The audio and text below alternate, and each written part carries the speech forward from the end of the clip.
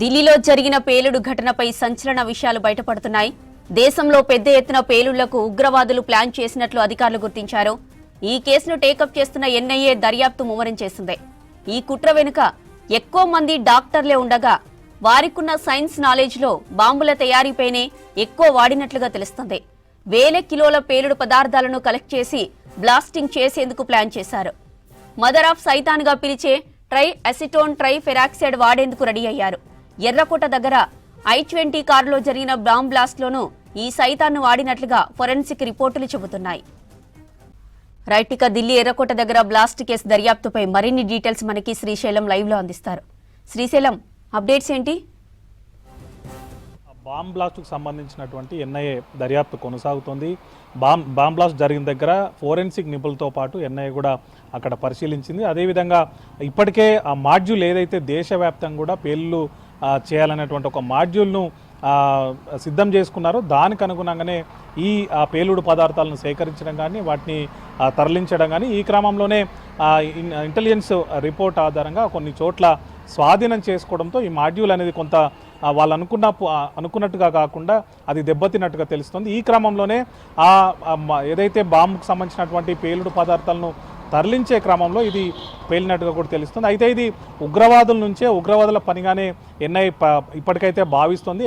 ఉగ్రవాదుల నుంచే వీళ్ళకి సంబంధించినటువంటి పేలుడు పదార్థాలు రావడం కానీ దాన్ని ఏ విధంగా బాంబుగా మలచాలనేటువంటి అంశం పైన కూడా వీళ్ళకు ఆ ఉగ్రవాదుల నుంచే వీళ్ళకు ఒక శిక్షణ కూడా ఇచ్చినట్టుగా అంతర్గతంగా తెలుస్తుంది. అయితే ఈ బాంబ్ బ్లాస్ట్ వెనుక పూర్తిగా డాక్టర్లనే వినియోగించారు. డాక్టర్లనే దీనికోసం వాడుకున్న నేపథ్యంలో ఉగ్రవాదులు ఈసారి వైట్ కోట్ను ఆధారంగా చేసుకొని పేలులకు ప్లాన్ చేసినట్టుగా మనకు తెలుస్తుంది. ఈ అంశంపైనే ఎన్ఐఏ కూడా దర్యాప్తు సాగిస్తుంది. ఈ క్రమంలోనే ప్రజెంట్ అయితే దీనిలో సంచలన విషయాలు బయటపడుతున్నాయి. ఆ సంఘటనా స్థలంలో 9mm బుల్లెట్లను కూడా పోలీసులు స్వాధీనం చేసుకున్నారు. సాధారణంగా ఇవి మిలిటరీ లేదంటే పోలీసులు ఈ బుల్లెట్లను వాడుతుంటారు. అయితే ఇవి ఆ పేలుల్లో చనిపోయినటువంటి ఉమర్ నబీకి ఎట్లా వచ్చాయనేటువంటి అంశం మీద దర్యాప్తు కొనసాగుతోంది. అయితే ఆ ప్రాంతంలో తుపాకీ మాత్రం లభించలేదు. సో ఈ మొత్తం అంశం వెనక కూడా ఎవరున్నారు అంటే కేవలం ఈ వైట్ కోట్ ఉన్నటువంటి డాక్టర్లేనా, లేకపోతే వీళ్ళ వెనకాల ఉన్నదెవరు, ఉగ్రవాదులు ఉండి ఎక్కడి నుంచి నడిపిస్తున్నారు, వీళ్ళకి సమాచారం ఎక్కడి నుంచి వస్తుంది, అదేవిధంగా వీళ్ళకి సంబంధించినటువంటి ఆర్థిక పరమైనటువంటి సపోర్ట్ అనేది ఎవరిచ్చారు, ఇంకెవరెవరు దీని వెనుక ఉన్నారనే అంశం మీద ఇంకా దర్యాప్తు కొనసాగుతుండగా ఇందులో బాంబ్ బ్లాస్ట్ జరిగినటువంటి తీరు పైన కూడా ఎన్ఐఏ దర్యాప్తు చేస్తుంది. దీంట్లో TATP అంటే ట్రై అసిటోన్ ట్రై పెరాక్సైడ్ అనేటువంటి ఒక పదార్థాన్ని వినియోగించినట్టుగా తెలుస్తోంది. ఇది సాధారణంగా అయితే మనకు ఏ ఐడి తీసుకున్నా కూడా దాంట్లో అమోనియం నైట్రేట్ ఉంటుంది. దాన్ని పేల్చాలంటే డిటోనేటర్లు అవసరం ఉంటుంది. సో ఈ TATPలో మాత్రం డిటోనేటర్లు అవసరం లేకుండా అధిక వేడి తగిలినా కూడా అది పేలిపోయినటువంటి అవకాశం ఉంటుంది. దాన్ని ఇందులో వాడినట్టుగా మనకు తెలుస్తోంది.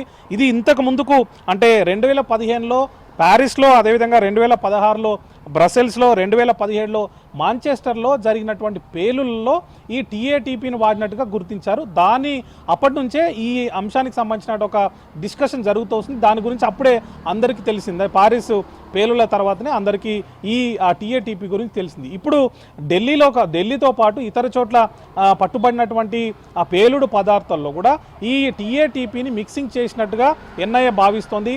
దీనికి సంబంధించి ఫోరెన్సిక్ కూడా అక్కడ దొరికినటువంటి ఆధారాలతో ఒకసారి పోల్చి చూసినప్పుడు ఖచ్చితంగా దాంట్లో ఈ TATPని వాడినట్టుగా తెలుస్తోంది. అదేవిధంగా పోలీస్ స్టేషన్లో జరిగినటువంటి పేలులో కూడా ఈ మిక్సింగ్ కారణమే అక్కడ కూడా అది పేలినట్టుగా ఎన్ఐఏ భావిస్తోంది. ఈ అంశాలన్నింటినీ కూడా పరిశీలిస్తున్నారు. ఈ TATPని మదర్ ఆఫ్ బాంబ్స్గా అభివర్ణిస్తుంటారు, లేకపోతే సైతాన్గా అభివర్ణిస్తుంటారు. ఎందుకు అనంటే ఇదంతా శక్తివంతమైనదిగా దీన్ని భావిస్తుంటారు.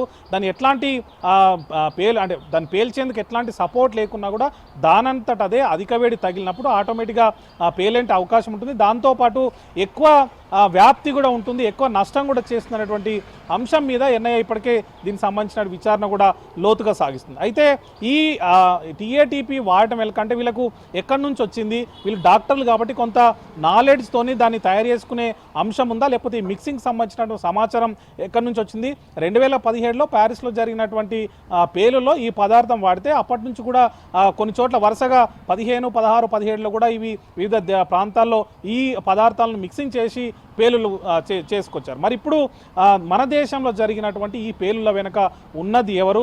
ఉగ్రవాదుల నుంచి ఎట్లాంటి వీళ్ళకు సహకారం అందింది?